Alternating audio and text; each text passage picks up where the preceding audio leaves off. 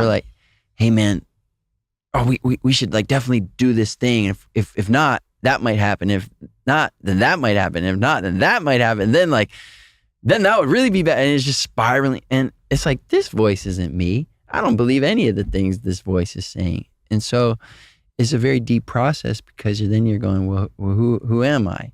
You know, I'm the thing watching the voice. I'm the consciousness that's aware of my thoughts, that's aware of my bodily sensations, that's aware of my senses. And things start to get a little trippy, you know. When you were sitting in solitude, did you decide to, I don't even know if this is the right word, hike Mount Everest, climb Mount Everest? Yeah, we usually say climb. Climb, okay. We're not hiking. Brisk hike. We're not taking a hike. Yeah. How does one decide? It ain't Runyon. Yes, Runyon. You're not getting an Air One smoothie. How does one decide to do that? Like, how does it even come into your head? But I came from first me doing the walk across America. So 2019, before I decided to climb Everest, I decided to walk across America. It might sound really random to your listeners, like, why did you decide to do that? Starting from where? I started from Asbury Park, New Jersey, but more accurately, I started in the Atlantic Ocean. It was important to me to actually start. Like, you wanted to start end to end. Water to water. Grounding. Water to water. Yeah, there you go. I like it. Yeah. And I walked across New Jersey, Pennsylvania, Ohio, Indiana, Illinois. By yourself? I posted on social that if you found me, you could walk with me. Oh, that's And people cool. came from all over the U.S. to walk for a day, sometimes longer, sometimes a few hours. And it's really deep. You know, I would ask them always, why did you come here? And sometimes they were a fan of my music. They wanted a picture. Sometimes they just wanted to see if they could find me, like a strange scavenger hunt. It's like Waldo. Right? Yeah.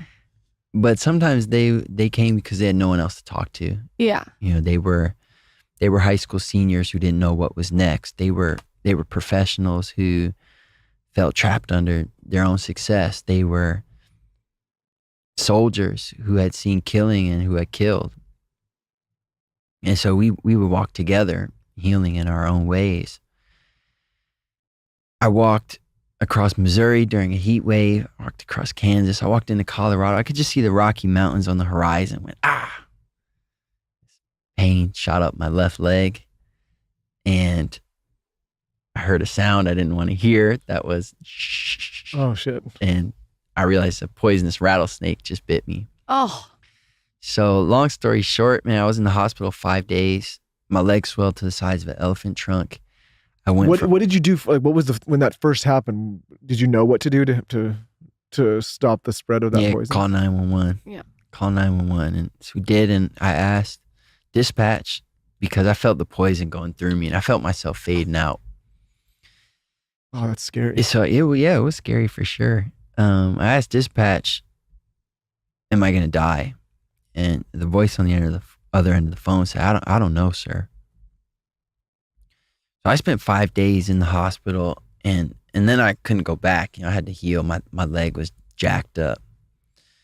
So I went home and you know, I've tried a bunch of plant medicines before. Snake venom is the one that changed my life the most. Oh man. I got really hurt, but eventually decided I'm going to finish what I started when I healed. And everyone sort of expected me to just quit. You know, like, good try, you got bit by a freaking rattlesnake. It wasn't meant to be. But I had hid behind that excuse too much in my life. It wasn't meant to be. You know, a lot of times when we're saying it wasn't meant to be, we're just saying I'm giving up.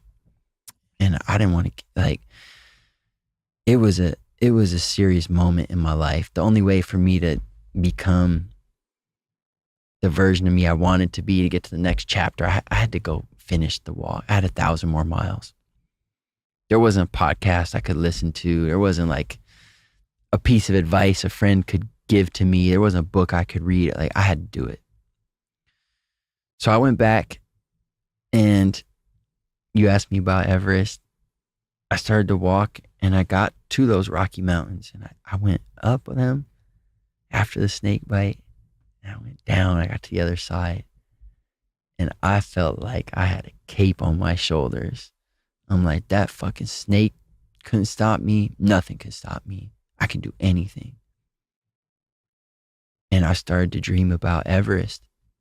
And the more steps I took, the farther I went on my walk, the more that dream started to transform from a dream into a plan. I said, dream either grows into a plan or withers into regret.